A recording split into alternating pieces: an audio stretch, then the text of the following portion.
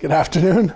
I'm Ed Bechtel from Bechtel's Pharmacy, and we're here today at the Slatington Public Library for our monthly installment of our Sweet Spot lectures.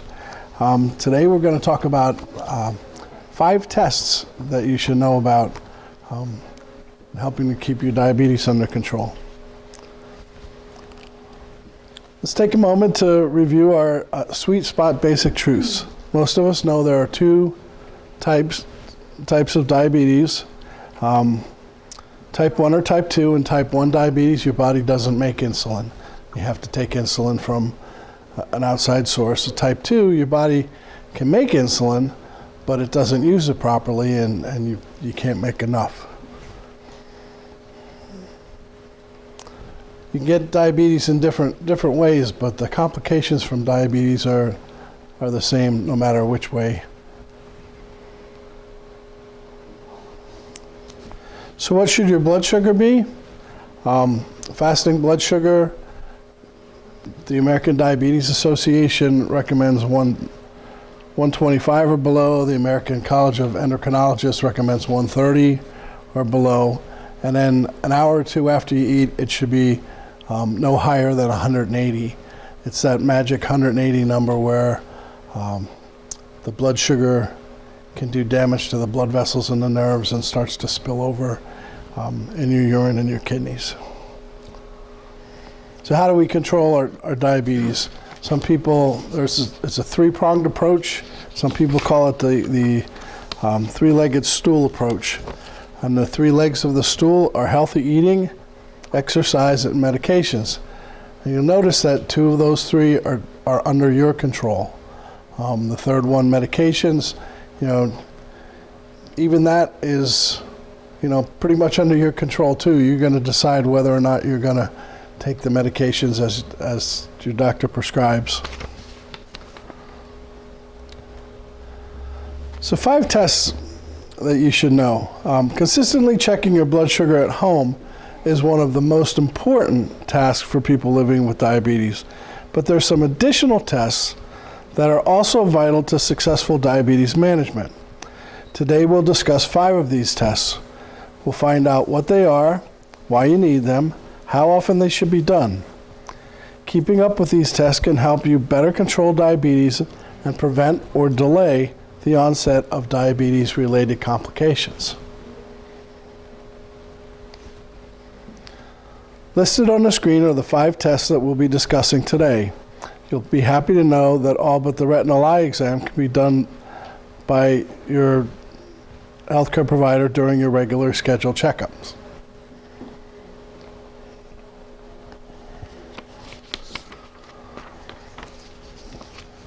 So hemoglobin A1C is a blood test that measures the amount of sugar attached to your red blood cells over the past 3 months.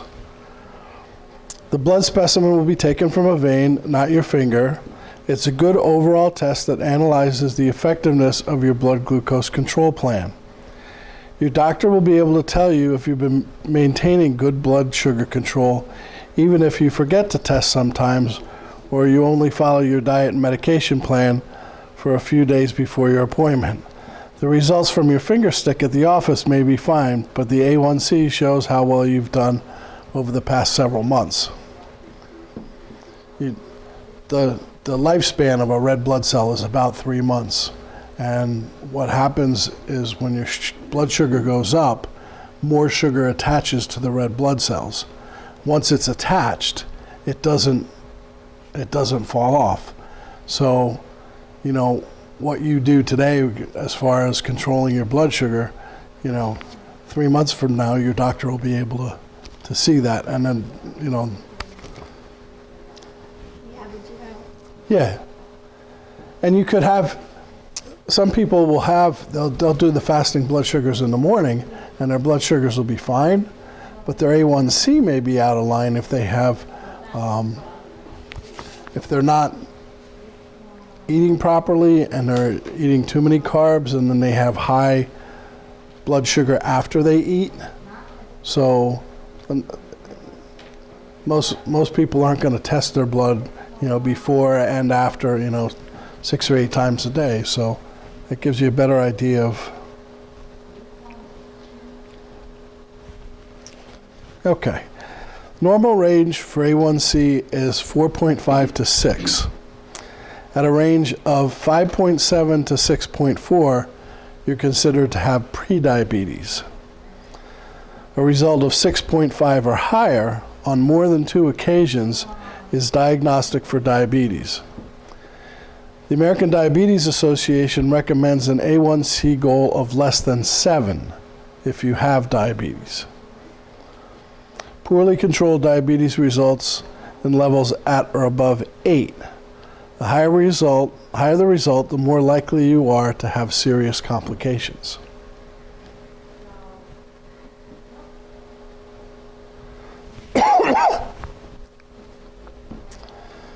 Hemoglobin A1C is an important tool used by healthcare providers.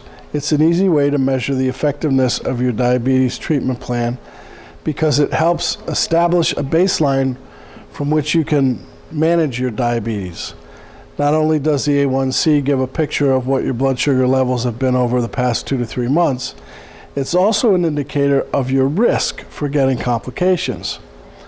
As previously mentioned, the higher your level, the more likely you are to have complications from diabetes. By maintaining a level under 7, you can delay or prevent the onset and severity of complications.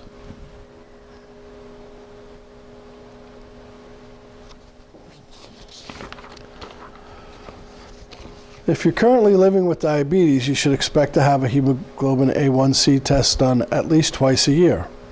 You may need to be tested more often depending on the type of diabetes you have, your treatment plan, how well you're controlling your blood sugar. For type 1 diabetes, you should be tested 3 to 4 times a year. If you have type 2 diabetes but have poor control, use insulin, or have trouble staying in your target range, you may also need to be tested 4 or more times a year.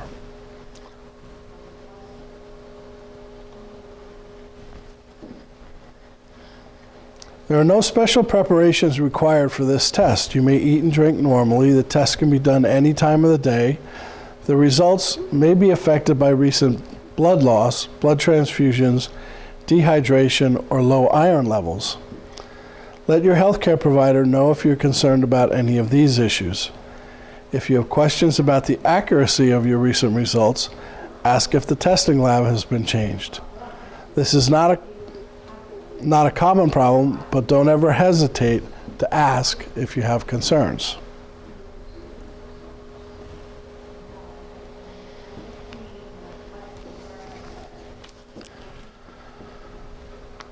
So if you're in this class, you most likely know about fasting blood glucose. It's a measure of the amount of sugar in your blood after fasting for at least 8 hours. This test is done to screen for and to diagnose diabetes.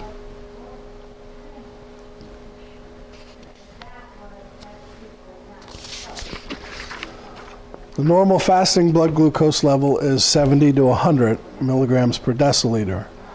Prediabetes is diagnosed with levels of 100 to 125. A result over 126 indicates diabetes.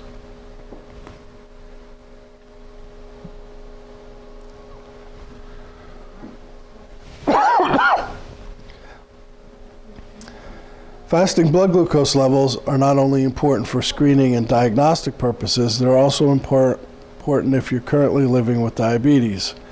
Checking your fasting blood glucose at home can prevent emergency situations from developing, such as hypoglycemia or hyperglycemia. Fasting blood glucose levels can also be used to determine how much insulin you need to take. The pattern of your daily fasting blood glucose can help your healthcare provider develop a management plan that works for you.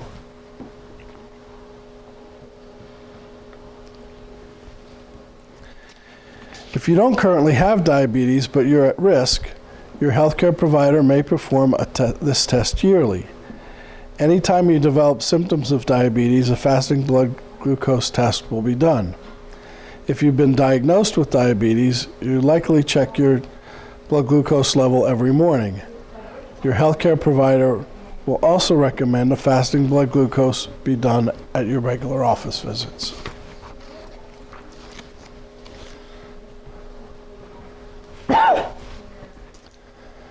Many things can affect the results of a fasting blood glucose.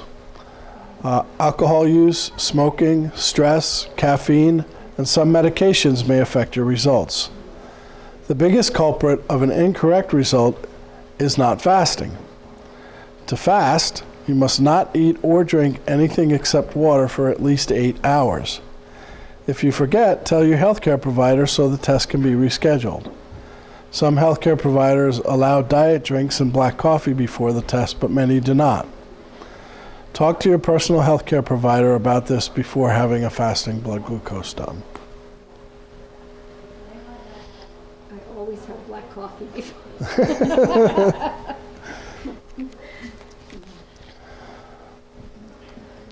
Next test is a lipid profile. A lipid profile is a paneled blood test that screens for abnormalities in lipids or fats.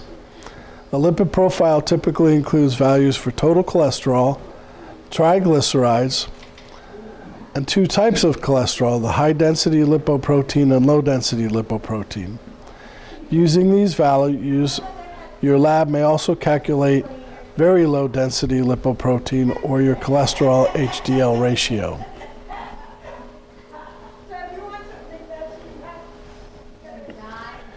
Each component of a lipid profile has its own result range. The ADA recommends that adults with diabetes have a triglyceride level of 150 milligrams per deciliter or less. LDL, bad cholesterol, should be less than or equal to 100 milligrams per deciliter. This is the cholesterol that builds up on the walls of blood vessels. HDL, good cholesterol, should be 40 milligrams per deciliter or higher for men and 50 or higher for women. This is the cholesterol that helps clear the cholesterol deposits out of the blood vessels.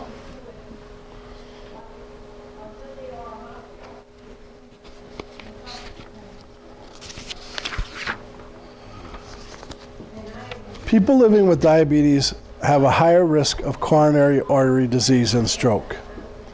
Diabetes can also cause a decrease in the protein in your body that needs to break down triglycerides. To prevent complications, those living with diabetes should have a treatment plan to control blood sugars, as well as a goal to lower triglycerides and LDL while raising HDL. This can prevent lipid levels from becoming dangerously high.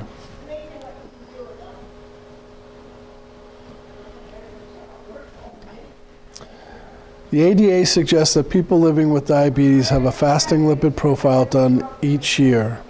If you have abnormal tests that require treatment, you may need to be tested more often.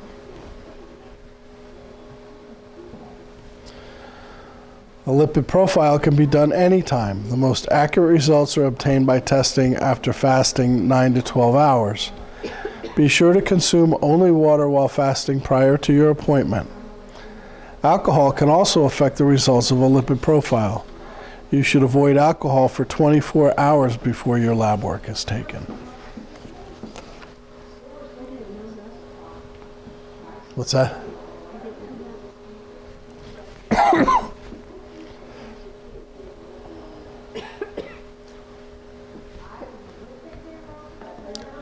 Proteinuria may also be called microalbuminuria.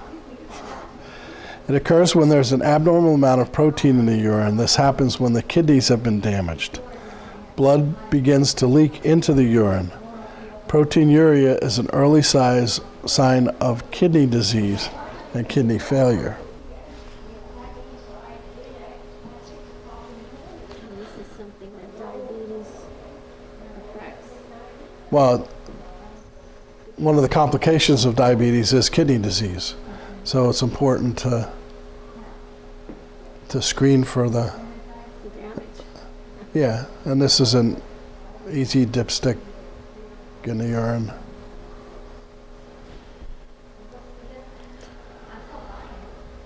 The results of this test can be measured with a dipstick using terms like small, moderate, or large amounts. More sensitive tests can be done by examining your specimen in a lab. This method can detect protein even when very small amounts are present. So if they send your urine to a lab, they may catch things earlier. Protein in the urine has no signs or symptoms in its early stages. Lab testing is the only way to find out prior to your kidney damage occurring. Testing for people at risk is an important part of maintaining good health for diabetics. Protein in the urine can also be associated with heart and blood vessel disease.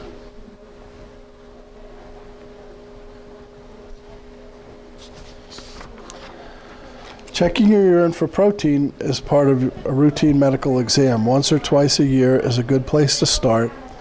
If you have poorly controlled blood sugars, swelling in the hands, feet, abdomen, or face, or if your urine looks foamy, you need to be tested at that time and then continue testing regularly.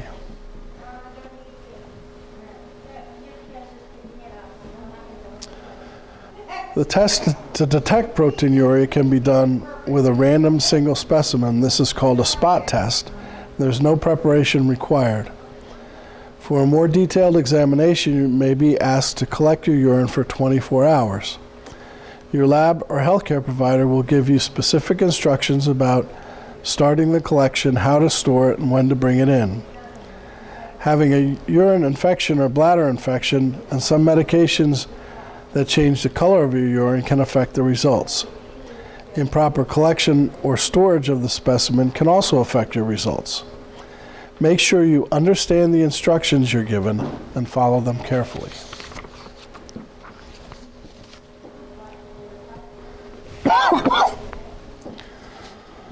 A retinal eye exam or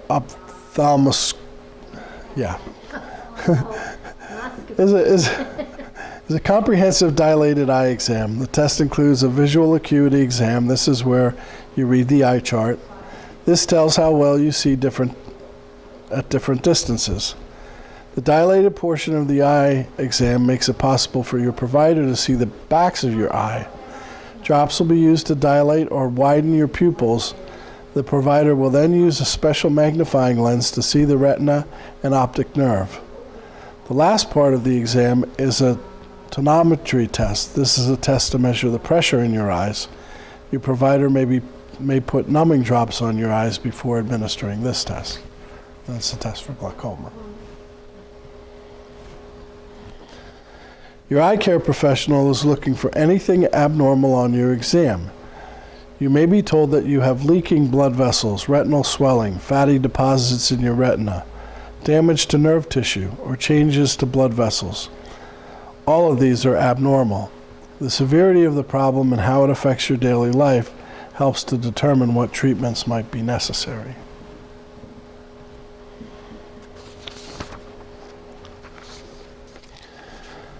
Diabetic retinopathy or diabetic eye disease can lead to severe vision loss and blindness. It usually affects both eyes and may not be noticed early on in the disease.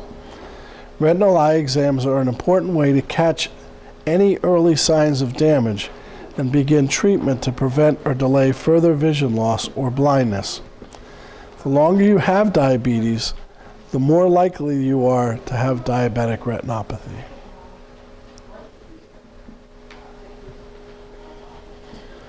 A yearly retinal exam is recommended. Don't wait until you have symptoms to be tested. As soon as you find out you have diabetes, get a baseline exam and continue to have one yearly. Anytime you notice new symptoms like blurry vision, spots floating in front of your eyes, dark or empty spots in your visual field, trouble seeing colors, or any vision loss, schedule a retinal exam.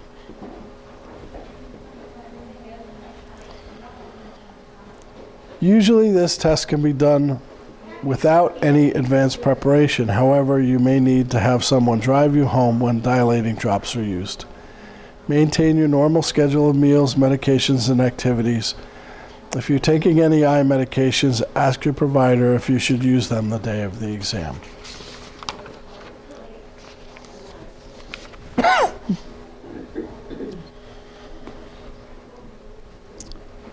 Having these tests regularly can help you delay or prevent complications from diabetes. Control your blood glucose, maintain a healthy lifestyle, and consistently visit your healthcare provider. Have these tests done early before you experience any symptoms or problems. By the time you have symptoms, damage has already occurred. You can live a healthy life by following your blood glucose control plan and monitoring your body for complications.